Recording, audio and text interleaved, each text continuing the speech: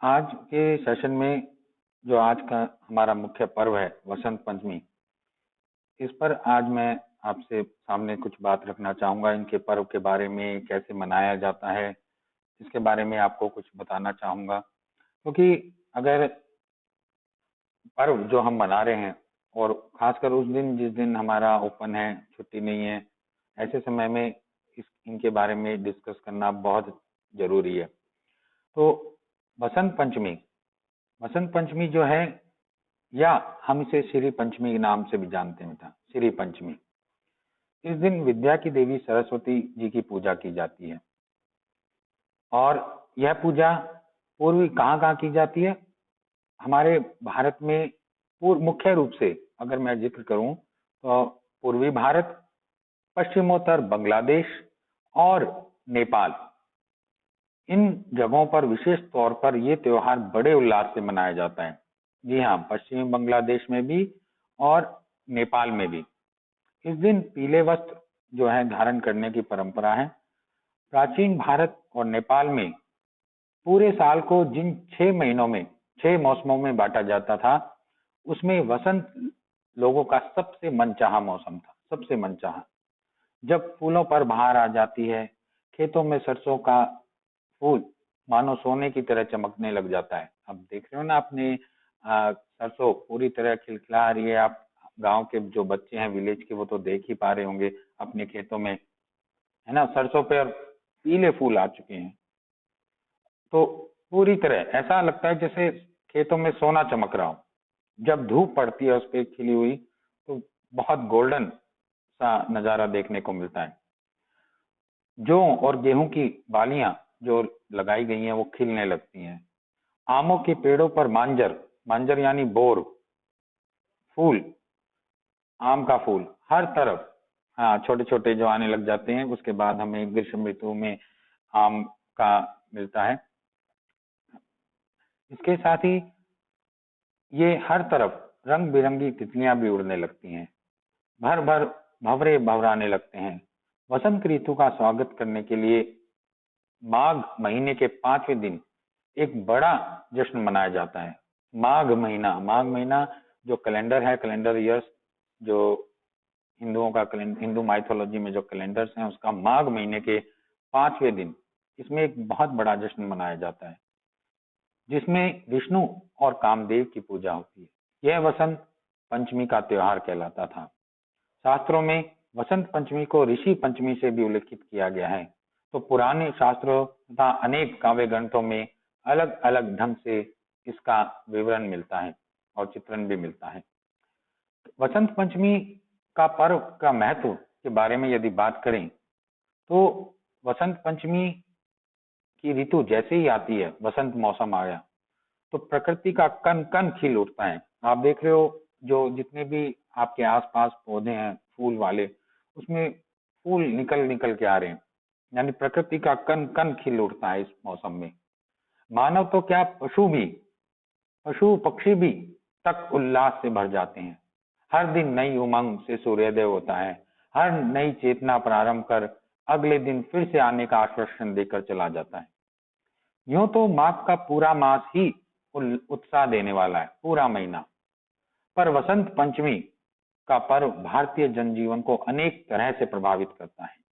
प्राचीन काल से इसे ज्ञान और कला की देवी मां सरस्वती का जन्म दिवस माना जाता है। जो शिक्षाविद भारत और भारतीयता से प्रेम करते हैं, वे इस दिन मां शारदे की पूजा कर उनसे और अधिक ज्ञानवान होने की प्रार्थना करते हैं, और अधिक ज्ञानवान होने की।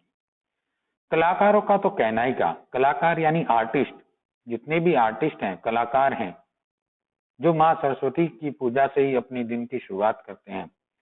जो महत्व सैनिकों के लिए अपने शस्त्रों और विजयदशमी का है, जो विद्वानों के लिए अपनी पुस्तकों और व्यास पूर्णिमा का है, जो व्यापारियों के लिए अपने तराजू, बाट, बही खातों और दीपावली का है, वही महत्व कलाकारों के लिए वसंत पंचमी का है ना। हर जो वर्ग के लोग हैं उनके अपने अपने त्योहारों का महत्व है। उसी प्रकार कलाकारों के लिए ये दिन बड़ा ही महत्वपूर्ण है। चाहे वो कवि हो या लेखक हो, राइटर हो, गायक हो या वादक हो, नाटककार हो या नृत्यकार, सब दिन का प्रारंभ अपने उपकरणों की पूजा और मां सरस्वती की वंदना से करते हैं। तो ये त्योहार बहुत ही महत्वपूर्ण है। अब पुराणों की बात लीजिए। मैं कुछ ऐसे उदाहरण आपके समक्ष रखता हूँ, बताऊंगा कि ऐतिहासिक काल में भी इसका कितना महत्व था विभिन्न कारणों से। अब इसके लिए मैं आपको त्रेता युग की एक घटना के बारे में बताता हूँ। रावण, जब रावण द्वारा सीता का हरण किया गया तो श्री राम उसकी खोज में दक्षिण की ओर गए। दक्षिण के जंगलों में उनको ढूंढते हुए निकले और जिन स्थानों पर वो गए उनमें से एक था दंडकारण्य। दंडकारण्य, यहीं पर शबरी नामक भीलनी रहती थी। शबरी, जब राम उसकी कुटिया में पधारे तो वह अपनी सुध बुध खो बैठी और चक चक कर मीठे बेर श्री राम को खिलाने लगी। बेर झूठे जरूर थे, लेकिन राम जी ने भी उनका सेवन बड़े शालीनता से, तसल्ली से बैठ कर किया। और लक्ष्मण जी उनको देख रहे थे कि देखो शबरी के बेर झूठे खा रहे हैं। इस घटना को राम कथा के सभी गायकों ने अपने अपने ढंग से प्रस्तुत किया है, अपने अपने तरीके से।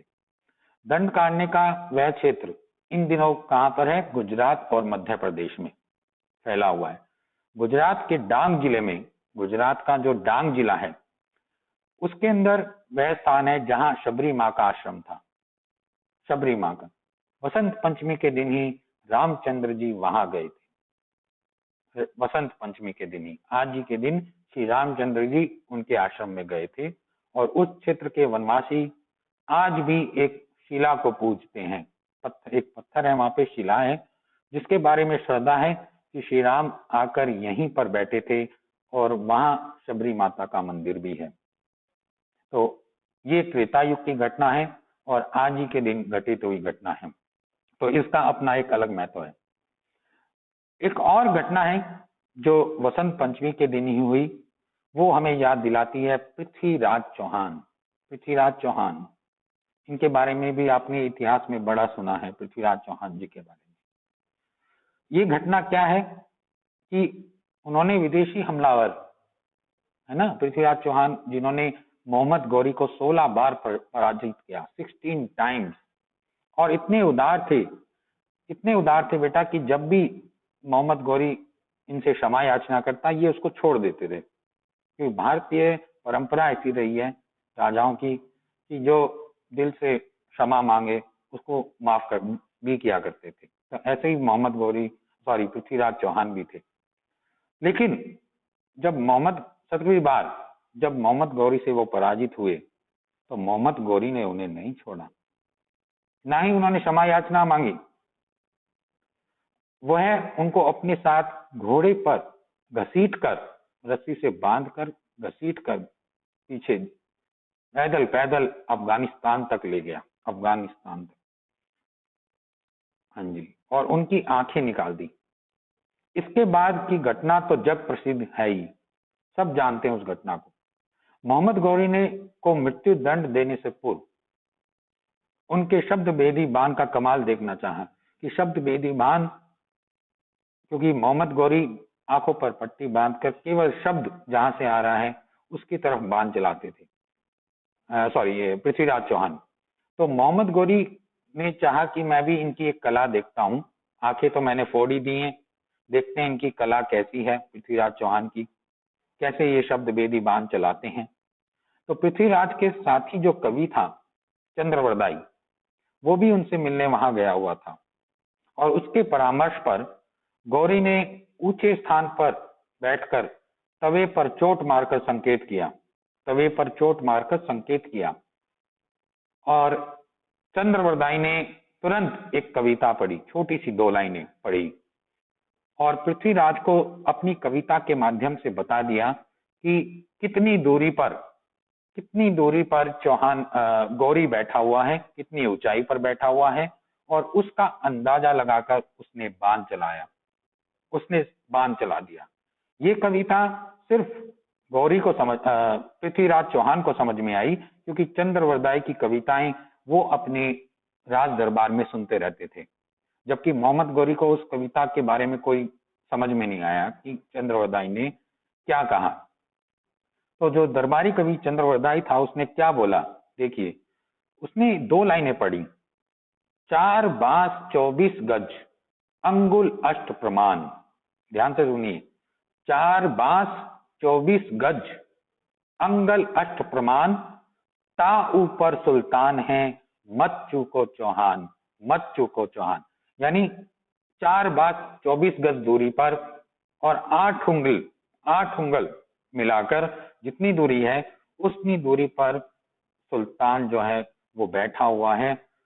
तो इतनी में पृथ्वीराज चौहान ने कोई भूल नहीं की और जैसे ही तवे पर चोट हुई, चंद्रवरदाई के संकेत से अनुमान लगाकर उसने बाण चला दिया और वो मोहम्मद गौरी के सीधे सीने में जाकर धंसा।